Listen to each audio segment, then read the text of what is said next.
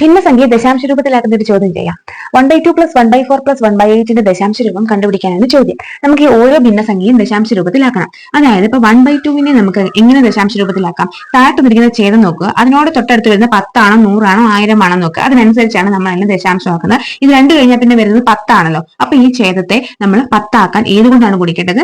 5 കൊണ്ട് ഗുണിച്ച് നമുക്ക് അതിനെ 10 ആക്കാം. 2 × 5 10. അങ്ങനെയാണെങ്കിൽ ഈ 5 തന്നെ വീണ്ടും ഗുണിക്കുക. 5 കൊണ്ട് ഗുണിച്ചു. അപ്പൊ നമുക്ക് എന്ത് കിട്ടും?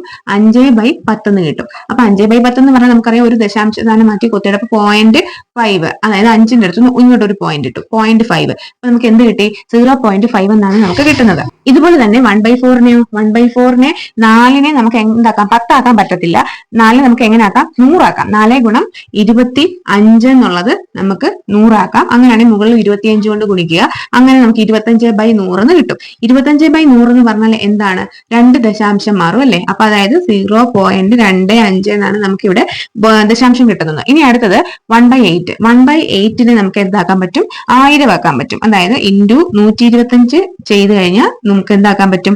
ഇതിനെ നമുക്ക് 1000 ആക്കാം. അങ്ങനെയാണെങ്കിൽ ഇവിടെ നമുക്ക് 125 കൊണ്ട് ഗുണിച്ച് നമുക്ക് മേളിലും താഴെയും നമുക്ക് ഭിന്നസംഖ്യ മറ്റു ദശാംശമാക്കാം. അപ്പൊ 125 / 1000 എന്ന് വരും. അങ്ങനെയാണെങ്കിൽ ഇതിന്റെ ദശാംശം എങ്ങനെ വരും? 3 സ്ഥാനം മാറി കുത്തണം. അപ്പൊ 0.125 എന്ന് വരും. അപ്പൊ നമുക്ക് ഈ 3 ദശാംശം കിട്ടി. ഇനി ഇത് കൂട്ടിയാൽ മതി. ഇത് കൂട്ടുന്നത് എങ്ങനെയാണെന്ന് അറിയാമല്ലോ. അതായത് ദശാംശത്തിലെ ഏറ്റവും കൂടുതൽ സ്ഥാനങ്ങളുള്ളത് നോക്കി. ഇവിടെ ആകെ 3 എണ്ണം എടുത്താൽ ഏറ്റവും കൂടുതലുള്ളത് 3 സംഖ്യകളാണ്. 3 ദശാംശ രൂപങ്ങൾ എടുത്താൽ ഏറ്റവും കൂടുതൽ പോയിന്റ്സ് ഉള്ളത് 125. 3 എണ്ണം ഇവിടെയാണ്. അത് നമ്മൾ ആദ്യം എഴുതും. 125 നമുക്ക് ആദ്യം എഴുതാം. പ്ലസ് ബാക്കിയുള്ളതെല്ലാം 3 എണ്ണം വീതമാക്കുക.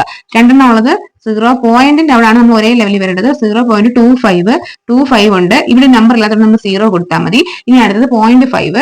0.5 ഇവിടെ എഴുതി. ബാക്കി 2 സ്ഥാനങ്ങൾക്ക് നമുക്ക് 0 കൊടുത്ത് ഇതിനെ 3 കണ്ട ലൈന് നമുക്ക് ഇതിനെ ഒരേ ലെവലിലാക്കാം. ഇനി കൂട്ടി നോക്കിയേ. 5 5 2 7 5 3 8 0.875 ആണ് നമ്മുടെ ഇവിടുത്തെ ആൻസർ. അപ്പൊ ഓപ്ഷൻ സി ആണ് നമ്മുടെ ഇവിടുത്തെ ഉത്തരം.